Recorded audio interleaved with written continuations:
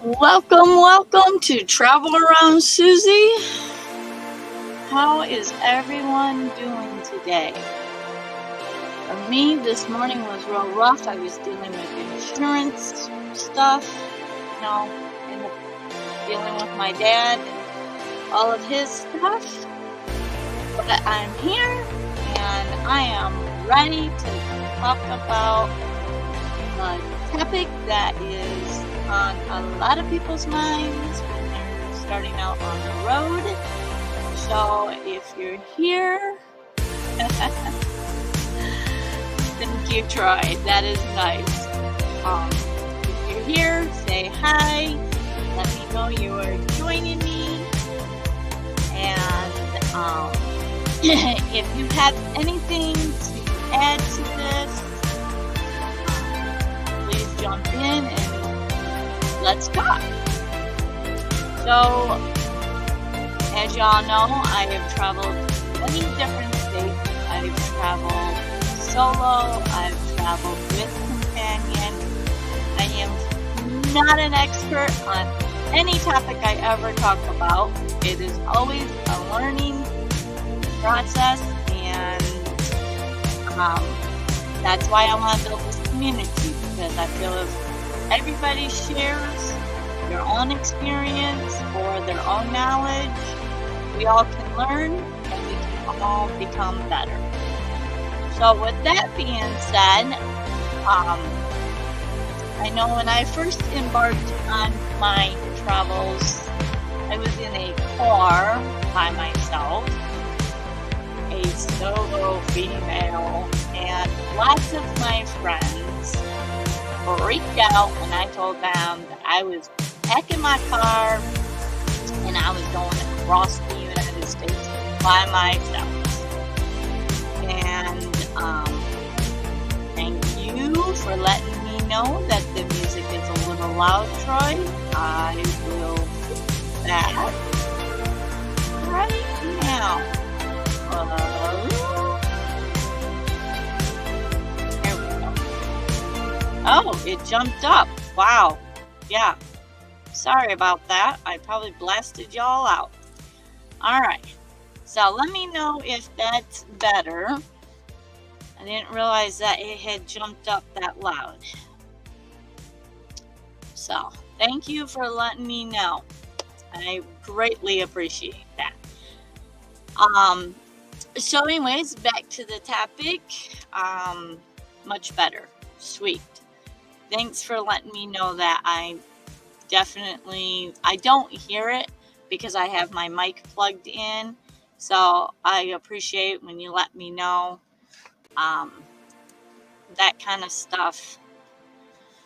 But anyway, so, whether you're with somebody, whether you're male or female, you need to be safe on the road. There's lots and lots of situations that happen. You turn on the daily news and there's always something going on. And for me, whether I, am here in a state that I'm familiar with, like right now, I grew up. Hey, thanks for joining me, Lower Michigan Adventure. I appreciate you joining me. And I know that you do a lot of traveling, Jamie.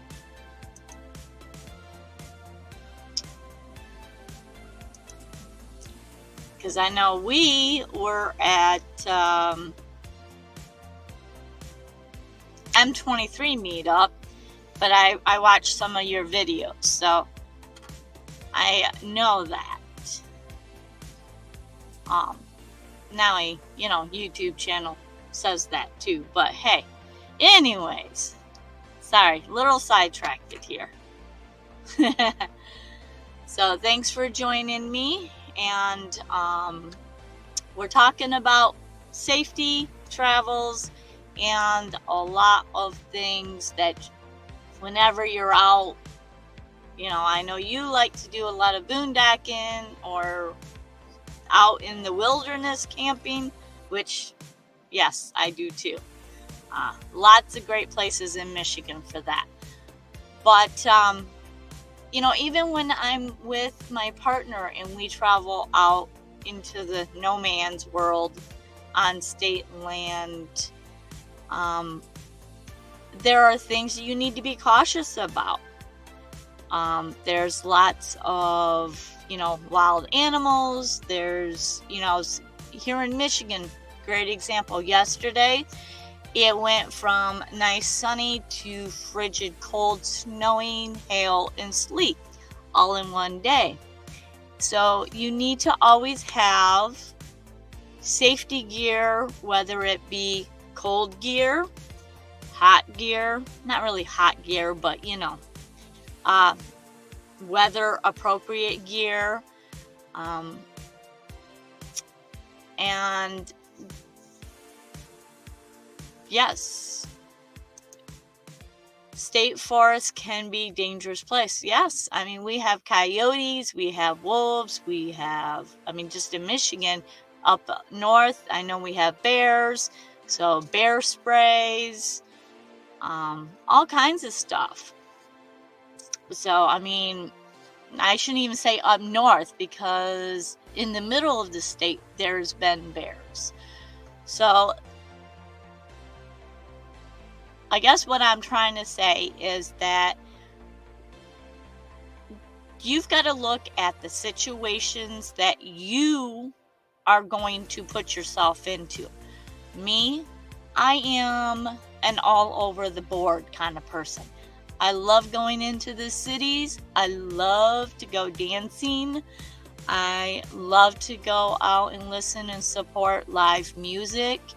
If a band is going to take the time, a lot of bands will take 30 minutes, 40 minutes to set up very expensive equipment.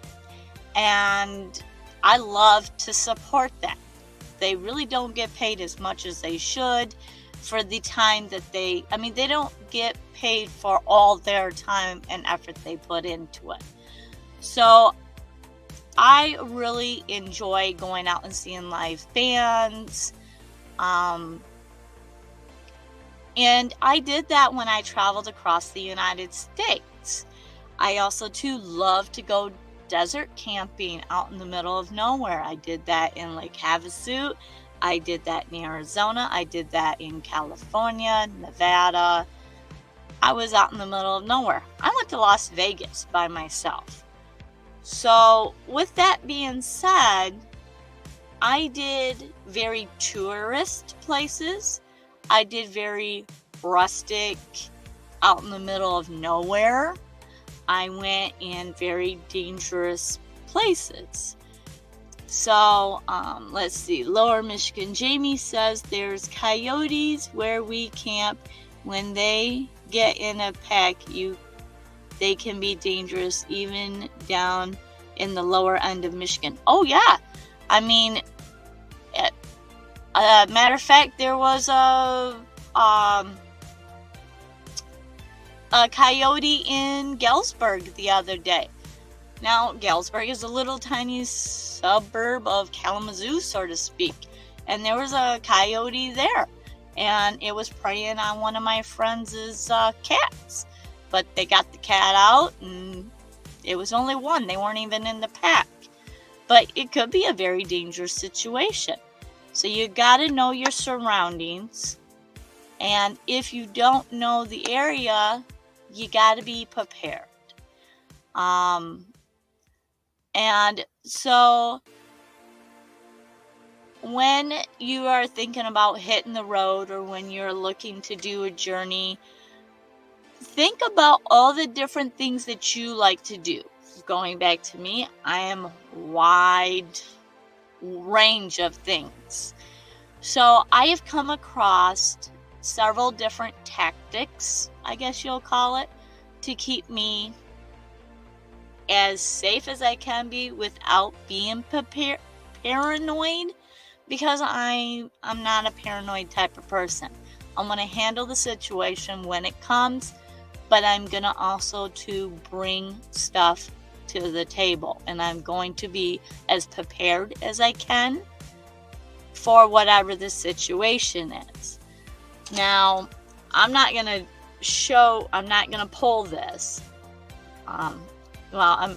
So this unit is just a little safety, and you can pick these up really anywhere, and you pull this pin out and it makes a god awful, ear-piercing, horrid sound.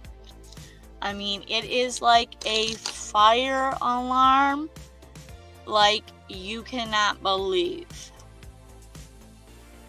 Where are we staying over here? Hey, Kevin! Hi, Kevin. Thanks for joining. Sorry you can't stay very long, but thanks for showing up. I appreciate it. But back to this thing, you just pull this little pin out, and it is a keychain. So you can keep this anywhere in your vehicle, anywhere on you, your backpack. Let's see. So it's just a keychain, and if you pull this thing out, it will get somebody's attention. Now I've kept these on my backpacks. I've kept one, and they will startle some animals, not all, but some. And so this will work in the wilderness. This will work in busy areas in the, like if you're walking in a neighborhood, or if you're walking out in public, if there's people around, I guarantee you they will hear this. I mean, this is extremely loud. Jamie, you have one? Yeah. Yep, it's on your backpack. Yep, I had it when I was in Arizona and that kind of stuff. And they're simple, they're very lightweight, and let me tell you, if you've ever pulled it, whew, yeah, it's loud. So that's one thing. Noise always attracts attention. Anybody who's going to rob you, mug you, try to pick you up, try to lure you away, they don't want attention. So anytime that you can get attention to yourself or the situation is going to be a negative for them and a plus for you. And these can be you could get a little beaner clip, and you can, like this, that you can clip it onto different equipment, on and off. You could put it, on your pant loop, and that way it's, kind of hidden under your shirt. You can just pull it. It's quick, it's easy. And then this, going into my next point, I love these things. These are little carabiners. You can get these at the Dollar Tree. You can get these at any hardware store. You can get these at Home Depot, Lowe's, Menards. And the smaller ones aren't so, they're not expensive. They're like 59 cents. And I love these. I have these on, as you can see, my keychain. I have these for my keys. I have, I don't have one for this, but I have one that has my hair ties. I use them all over the van for all kinds of things. So not only are they for safety, but they're also too very multi-purpose. But I use these, mainly the one for safety I use is my keychain, because I will clip this to either my side bag, or if I am hiking somewhere, I will clip this to the inside of my book bag, So my keys are not down in the bag. They don't get jostled around. They're not under something that in case I really need to get my keys in an emergency, they're relatively available. Got to run. Have safe and great night. Thanks, Kevin. You too. They have been shown to deter bears as long as they don't have cubs with them. Yes, and I have never came across a bear situation. I've seen them from afar, but I've heard that if you stay calm and you're loud, that they will run away as long as they don't have cubs and they think you're a threat. So, hey, Boomerang! Boomerang. Oh my gosh. Oh gosh. Boomer with boondocking. Jumbled that one all up. Thanks for joining the live.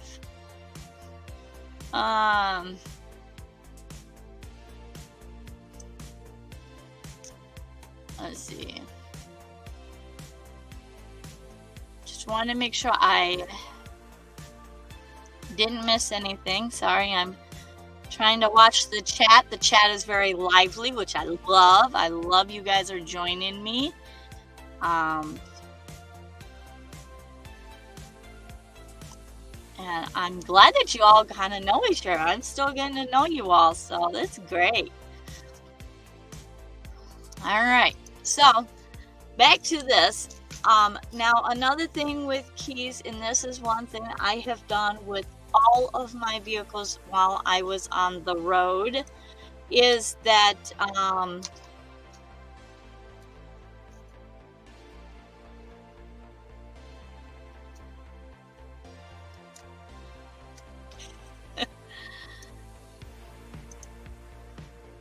that's cool. Boomerang. Yeah, I slaughter names, and I don't mean it personally. I am so sorry. It's English is not my first language, even though I was born here in Michigan. But hey, I don't know. I know.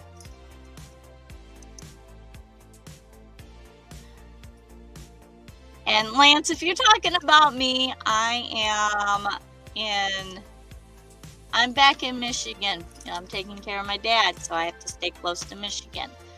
So I am traveling all around Michigan, putting up with this cold weather. And we had snow yesterday. Ugh. But, yeah, don't even get me started. Hey, I did learn one thing about if anybody has got diesel heaters. I have a Chinese diesel heater because it's cheap. But one thing I learned yesterday with my Chinese diesel heater and is that when my fuel is low, it won't kick out hot air. It will still run without diesel fuel when it's low. But when it runs completely out of diesel fuel, then it shuts off and throws an air code. But if it's just low, it just kicks out lukewarm water or lukewarm heat. Oh, geez. Yep. We're going to make it through this live. Let me tell you, I'm struggling today. But going back to topic.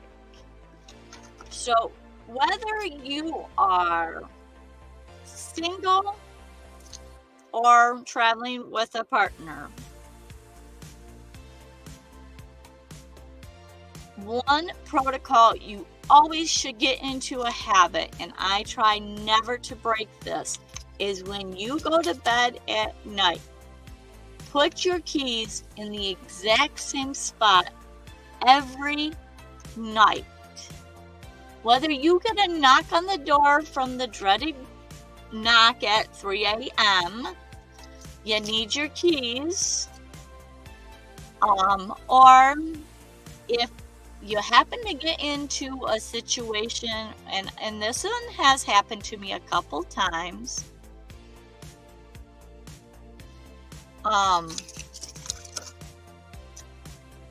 a couple times where I have parked in a spot and I was probably safe to stay there, but there was a bunch of younger kids trying to roughhouse, or I don't know even what their situation was, but I didn't want my vehicle to get wrecked. I didn't want anything to happen. And I don't even know that they were there, or I don't even think they knew I was in the back of my van trying to sleep. It was just an empty parking lot with some cars around it. And they just were being teenagers. Probably not the greatest intentions on their end, but I wasn't going to sleep there. So I got my keys and I got in the driver's seat and I drove to the next location that I was going to stay at. I wasn't probably in any danger myself, but my gut said, let's just get out of here before a rock gets stolen, or a rock gets thrown, or some other stuff. You never know. And so I just got out of there. I didn't have to search for my keys because I've always used one of these and I've clipped it to a spot in my vehicle. I did this with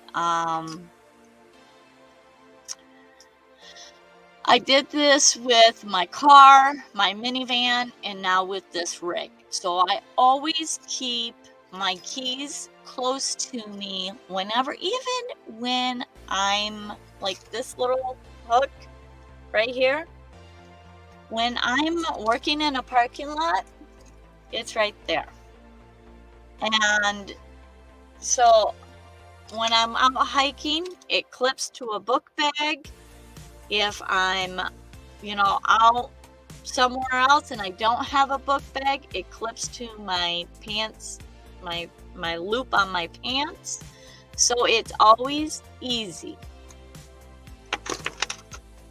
And I always try to make sure I know where my keys are for safety, for an emergency situation. So you always, for me, that's a big got to do. Let's see. Do you use iOverlander? I do. But in some states, it's not as, a lot of people don't put stuff on there in certain states. So in other states, I do look up that app. I have a whole list. I have a whole envelope on my phone that has different apps that I will use. I use that one. I use, I can't even think of all of them right now. But let me see. There's iOverlander, Camp USA, Free Roam, Hip Camp, and then there's some national ones like Go Outdoors for South Dakota, Park 4 Night. I use a lot of different apps depending on which state I'm in. And that's how I get to know some of the area before I go into. I will look at some of them apps, and maybe I should do a live on some of them apps, because I do use a lot of them. I may not stay in a location where they have it, just depending on the reviews, but I have found a lot of places to stay on that app. It is a very good app. But certain states, they don't keep up to date. A lot of people don't post on them. So it's kind of a hit and miss, same way with all the other apps. So, but I do like using them apps when they are, when it's available. Let's see. Do you have a hidden key outside your rig somewhere? Yes, I do. I have one hidden somewhere, and I do recommend that everybody hides one. But please do not hide it in your gas tank lid area.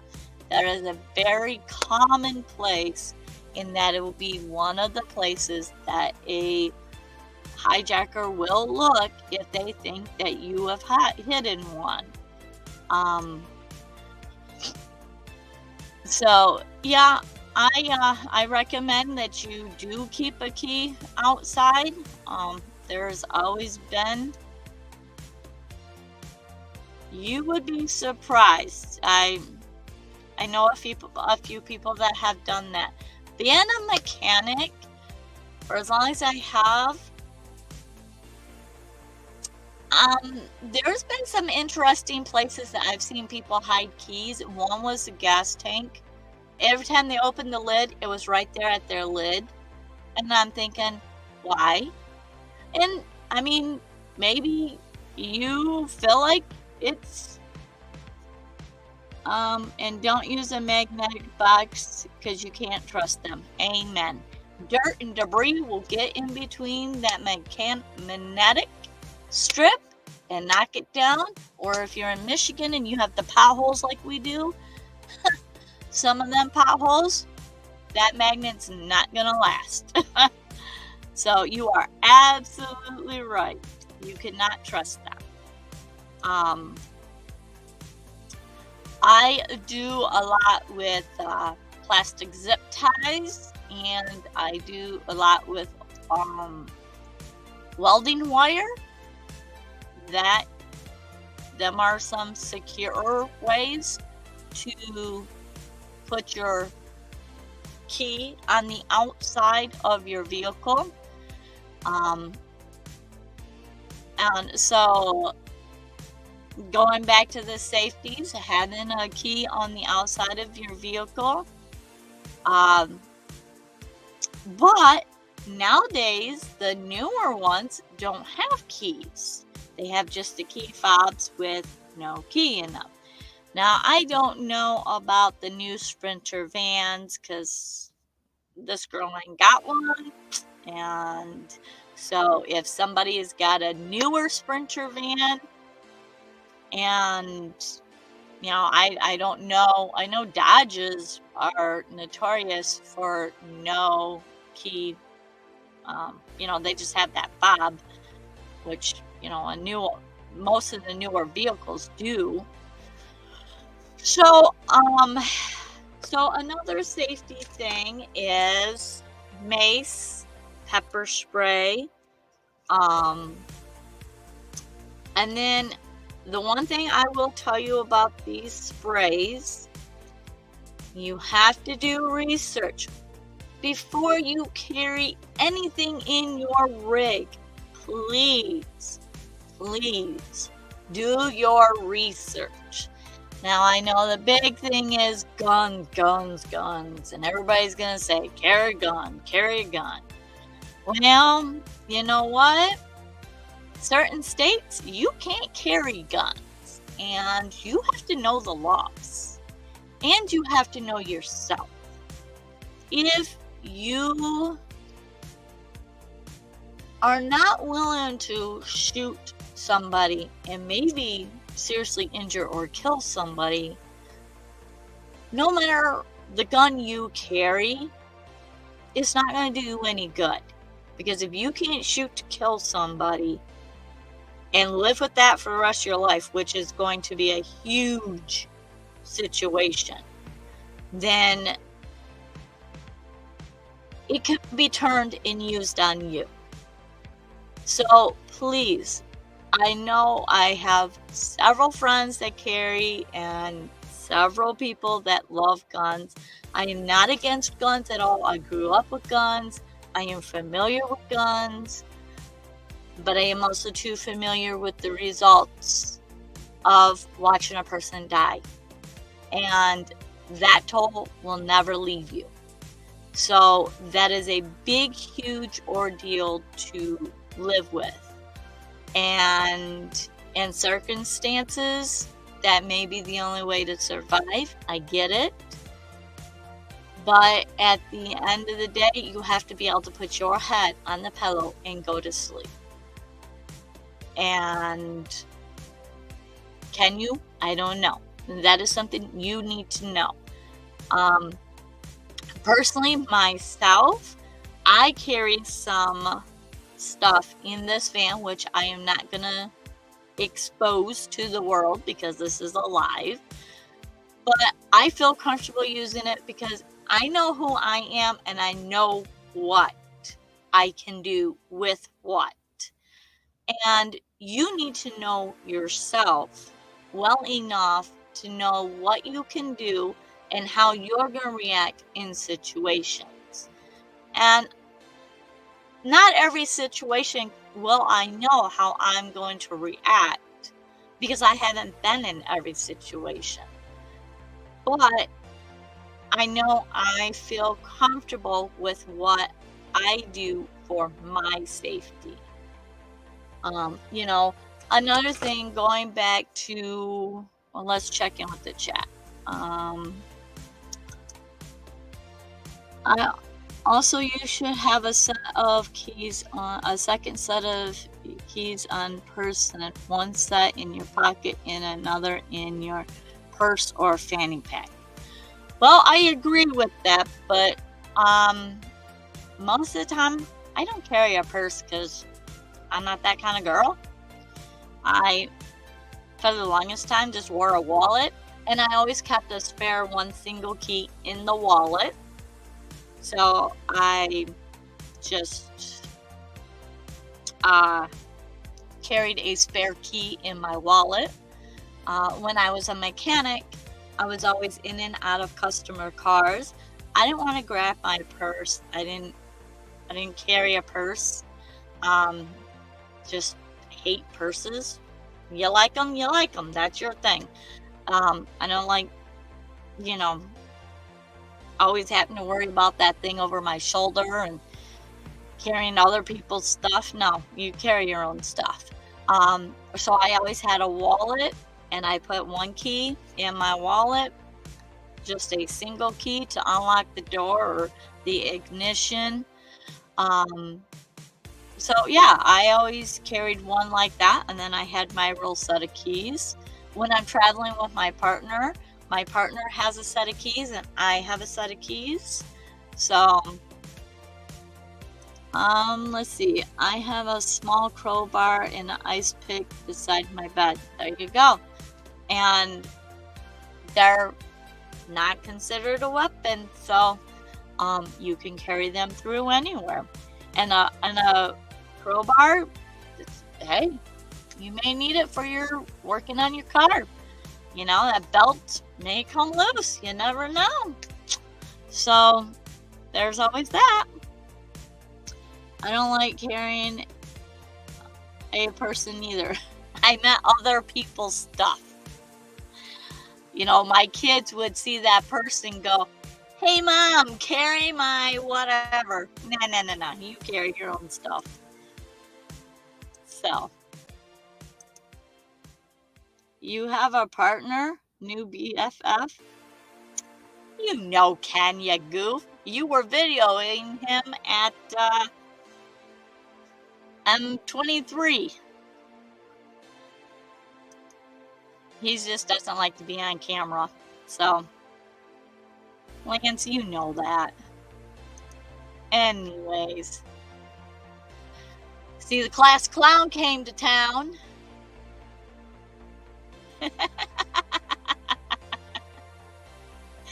It's Ken. Yeah, I'm terrible with names too. And then you go with boondocking with Boomer, and it's Lance. So, there's all that too. So, anyways. Let's see, back on topic. So, going back to the vehicles,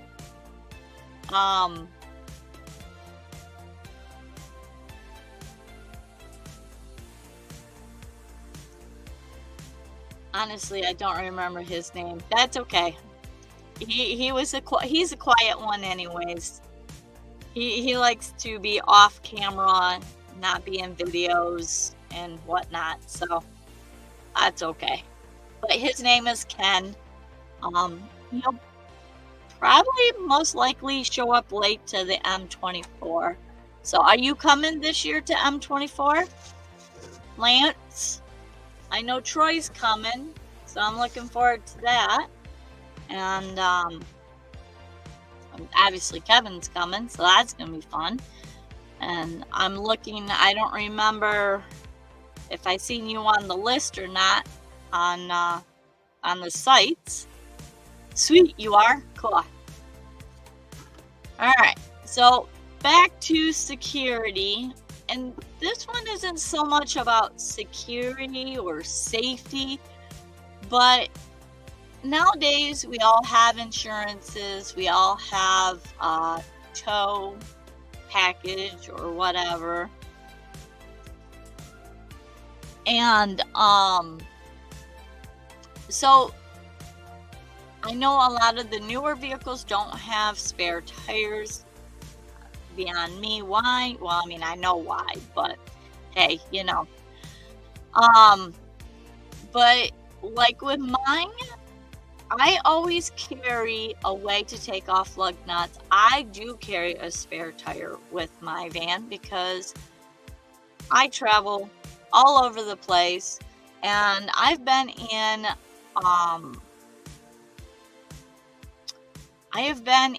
Arizona, and there is no gas station for miles. And I mean, like, I went 30 miles without a gas station and I don't even remember the highway because, again, names and highways, I don't remember, but it was in the middle of the desert and I thought I was going to get some trouble there. So always make sure that you got a half a tank of gas before you set off on any road trip until you get to the next gas station. I try never to let my tank go below a half a tank of gas. For one, I have a 30-gallon tank. Filling up right now, Michigan, some of the places in Michigan, the gas prices are at $3.76, $3.79. 30 gallons at that price, that kills the wallet. So I don't let mine go past a half a tank of gas because, again, it's Michigan. Ice storms, you never know what's going to be closed, when it's going to be closed. And so I always try to keep my tank a half a tank of gas or more, just so I don't ever have to worry about running out of gas. And you never know when that needle will break if you're in an older rig like me, and I know Lance is, and I know Troy is going to be. So, things break. And if you're at a half a tank of gas and that needle doesn't start moving, you need to get somewhere to fix that needle, and you don't know where your gas is at. So you want to keep a half a tank of gas everywhere you can, when you can, as much as possible. And if you slide off into a ditch, you may be able to keep your car running to keep you warm. Again, safety. Another thing is going back to the tires. My tires have a locking nut. I don't know why they put expensive rims on. It came with the van. And I don't know if I can show this on camera, but it's like a unique Yeah, I'm not very good at this camera thing. But it's got gouges into it.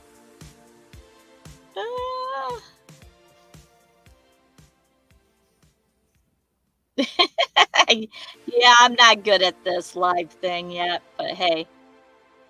Anyways, these little notches fit on my lug nuts. And even if I have, which I do have full coverage on this, and I can have them come out and change my tire if I, for God, for some reason could not, but I can. I would need this to get my lug nuts off, and then an actual impact will go on this, or a socket will go on this, or a four-way. I do carry a spare tire because I do know how to change it. Some people can't change their own tire, and hey, if you can't, you can't. You may be physically not able to, and I understand that. You may not have the knowledge, but if you do, and you're out in the middle of nowhere, it's going to take you a long time to get to wait for that tow truck to come. So I always make sure my spare tire is aired up, and I have a spare tire. Now, it may not be the correct size, because when I bought this van, my spare tire was not the correct size to the van. They'd put bigger wheels and bigger rims on this. So it would have fit, but it would have really screwed up my vehicle. So I got me a rim and a rim and a tire that would fit this van the same size, so I wouldn't mess up the drivetrain or anything like that. So make sure that it is the correct tire size and it's inflated. Just because it's in your trunk or under your vehicle, it may not be inflated. So make sure that it is inflated, especially if you're going to go on a long road trip. And if you have a special lug nut tool, make sure that you have one. Because if you need to change a flat tire, it is there. Going back to when you're out and about, we're all traveling, we're all sightseeing, we're all going to be in a city that we're new to, we don't know. You may not be in the safest city. I don't know. I mean, there were some cities, some parts of Las Vegas ain't so nice and safe. And I went there by myself. And so one of the things when I was doing solo trip is I did a Google share. Now I know if you have an Apple phone, you can do Find My Phone or Apple phone, or I'm not too familiar with the Apple thing, but I know there's a shared location for the Apple and for Android. And I always shared my location with 2 people. And if you are solo and out, whether you're male or female, stuff happens. You get out on a backcountry road, you get lost. If you're sharing your location with somebody, they at least know where to start searching. If you're out hiking, you can do the same thing. So always be, if you're out hiking, you accidentally fall, you get hurt, you have your shared location on, you can get rescued. Checking in with people. I did that. I always, actually that's how I started my YouTube channel, because I had some friends that wanted to know where I was all the time. So I told them I would post little videos of where I was, and I always did it like 10 minutes or an hour after I posted, or after I left the location, so they kind of had a trail of where I was, but that I was still alive and I was safe and I was fine. And then I started sharing my location, or not my location, but sharing my trips, and I thought that was really cool. And now my grandkids can watch where Amy has been, and he likes to watch my videos. So, 4 years old, he gets a kick out of Amy. Amy's on his tablet, so he likes that. So that's fun. It's cool. But sharing your location with 1 or 2 people, I had it with some friends, and then I had it with my dad. Back when I was doing the first trip, my dad was very techie. Well, not very techie, but he did computers. He was all together. So, he was really with it. This was pre-COVID. So, he was really in tune, and I always checked in with him and a couple other friends.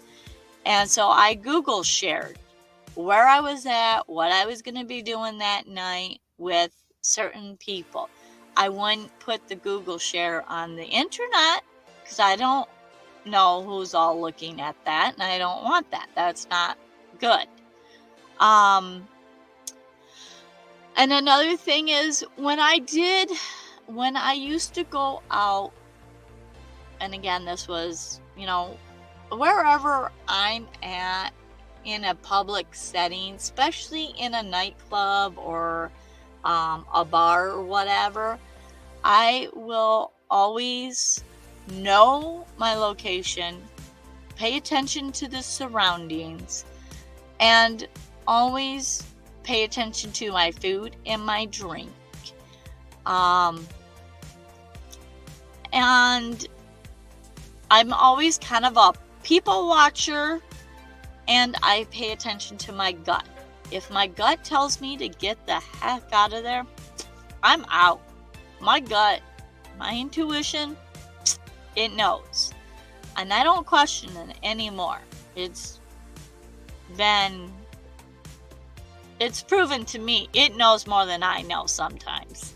So always pay attention to your intuition or your gut, and always be aware of your surroundings. When I would go into, I remember going into Arizona, Texas, New Mexico, into, bars where there was live music, and I would get to know a bartender, a bouncer, a waitress. I always carried on conversations with them. One, I like to get to know people, and I am a social person.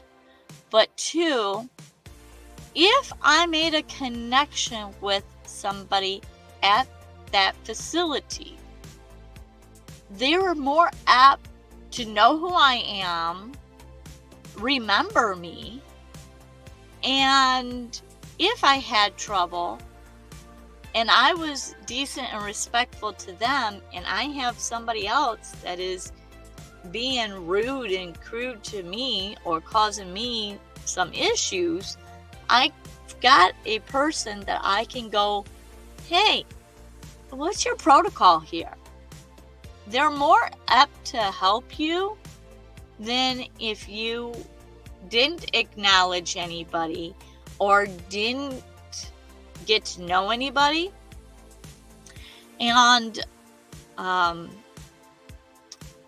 kind of always picked the bouncers that were like the biggest bouncers in the place. Like, hey, how you doing today? And have a conversation. And hey, what's the music like today? And how are you doing? And got to have conversation with them, because hey, you always want the bigger person on your side if there was a problem, right? And if I walked in alone and I had a conversation with the door person, they noticed that I was alone, because that's their job, to notice who's coming in with who, how, and everything else. And so these were just some precautions that I always took. That way, if I got drugged and I'm being carried out, they're gonna think something's up. And I never got drunk. I really don't drink that much, and now I hardly ever drink. I would have maybe one drink or so, but that's really it. Until I got to really know somebody.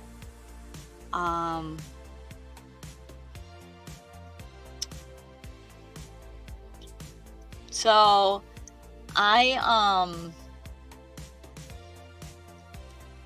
always, again, if you know yourself, you know how much alcohol you can handle.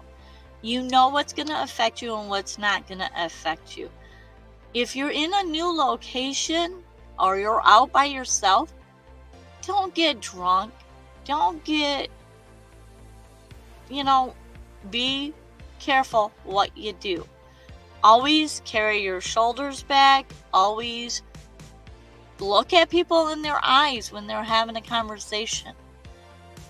I don't know if it's like intimidating, but if you look at people in their eyes, they're most likely looking at that person is more of a serious, confident person. I'm going to go pick on, or I'm going to go deal with somebody that is looking down. Maybe they're in their phone. They're not aware of their surroundings. Maybe they look shy and intimidated. I can corner them. I can do whatever to them because they're not aware of their surroundings. So just kind of a recap. Thanks for everybody that's joining me. I know I didn't get through all of my list, but got a little sidetracked a couple times. Surprise. But, mace, get to know who you are, what your protocols. I've known some people to carry bear spray, even when bear or wasp spray, even though they're not going to backcountry, wasp spray goes 15 feet. Some of them. 15 feet is a long ways to shoot some chemicals at somebody. But if you're in a small area, that's going to be a spray back on you. So be cautious at that. Know the stuff that you're going to use. If you're going to buy one of these mace or pepper sprays or safety sprays, buy 2 of them. Try it out. See how it works. See how far it sprays, how long it sprays. Is it a steady stream? What do you have to do to use this? Some of them, I don't know if I can show this, but there's a safety here. So you don't accidentally do that. If you didn't know that and you try just to push it down, you're being attacked. So you gotta know the equipment, the spray, like Lance said, he's got a crowbar that he uses. Have you swung that? Have you, how easy it is to pull it out from wherever you have it? Go through scenarios, not only in your head, but in your situations in your vehicle. If you're sleeping in your vehicle, pretend somebody knocked on the door. Grab your keys, go to the door. Or where are you going to look out to know that it's not somebody seeing if there's somebody in here? How many people are in here? Another safety thing, I travel with a partner a lot, but sometimes he has his hard hat. We leave it on the dash because he is going to work, but that's where it stays at night, so we're not fumbling around looking for it. But a hard hat, that's normally construction. That's normally somebody that's going to be some serious tools in the vehicle. So they're may not apt to break in, or they may want to break in to try to get the tools. So you got to weigh out your scenarios that you're setting up and know yourself what you want to deal with. Some people that do out in the wilderness, they lay out certain stuff that looks like there's multiple people there. You never know. They might, they may not. You don't know. But there's always things that you can do that will make it look like there's multiple people, one person, and just look at how you portray your vehicle. If you're flashy and showy with stuff, you're gonna attract the attention that you don't want. I see the chat has went quiet, so I'm assuming people are probably getting out. I know that this was an unusual stream for me. I try to keep it on Thursdays, but last week and this week has been kind of crazy, and I did not want to skip 2 Thursdays. I had some scheduling conflicts last week, and this week will be another one, so I did change it to today. But next week, Thursday, we will be here live at 5 o'clock if everything goes as planned. And let's see, Troy. Excellent tips, Susie. Thank you, Susie. Yeah. Reading backwards. Dyslexia showing out really big today. But, yeah, so if you're watching this on the replay, don't forget to leave me a comment on a tip that you do, maybe, or that you've seen somebody else do. And I don't share all my safety tips here just because, for safety reasons. But I hope that this kind of awakens your ideas or gives you some ideas of things that you can do in your vehicle as you're traveling. And I just want this to be some way of a safety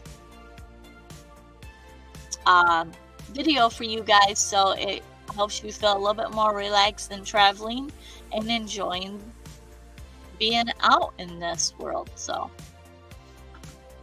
bye, Lance. Thanks for showing up. I'll see you at M23 if you don't show back up on into another live, but hopefully we'll connect again. And with that, I'm going to end. So thank you. And don't forget, if you guys are interested in getting to know a little bit more about my channel, to go watch some of the other videos that I've put up here. I plan on, there's a couple more videos I'm hoping to release here soon, but I plan on releasing more videos on top of what I've already got out. So thanks, Troy. Have a good evening to you too. And with that, safe travels, everybody. And don't forget to hit that subscribe button and share this video if it's helped you or you think it will help somebody else. Good night, y'all.